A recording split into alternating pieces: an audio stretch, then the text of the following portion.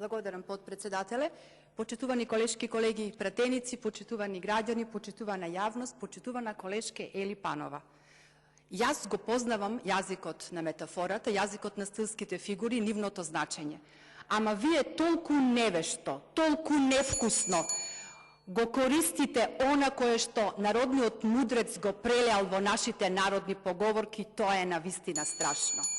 И имајте доблест во контрарепликата, наместо да ме напаѓате, како што ја очекувам, впрочем, тоа е вашиот стил, препознатлив, да им се извините на сите вработени во администрацијата за тоа што ги нарековте глувци.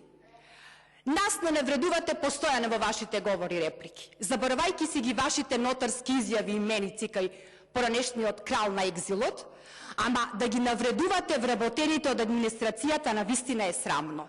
Од друга страна може би и добро, бидејќи вие од опозиција покажувате што мислите за нив.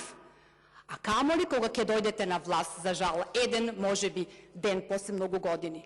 Од друга страна нам ни е сосема јасно дека за вас народот е само цифра за гласови, реклама за бројки и ништо друго, бидејќи почитувана колешке Ели Панова, заборавате дека во кризна 2022 година оваа влада ги изголеми платите во сите сектори во општеството. Само за мало подсетување, да ви освежа меморијата, 37.000 вработени во образованието добија раст на платите за 15%, 12.000 вработени во МВР раст на платите за 5%, 3.500 вработени во културата раст на платите за 30%, 2.600 вработени во судството раст на платите за 15%, 20.000 вработени во здравството раст на платите за 5% и претходно 25% за време на ковид кризата.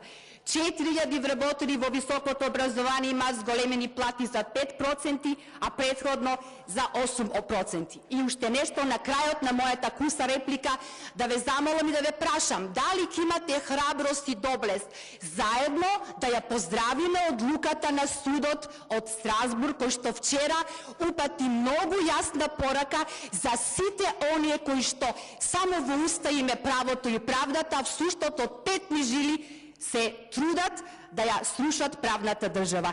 Ке имате ли, почитувана колешке Ели Панова, како пратеничка од опозицијата, еднаш гласно и јасно да кажете што мислите за вчерашната одлука од Страсбург? Благодарам.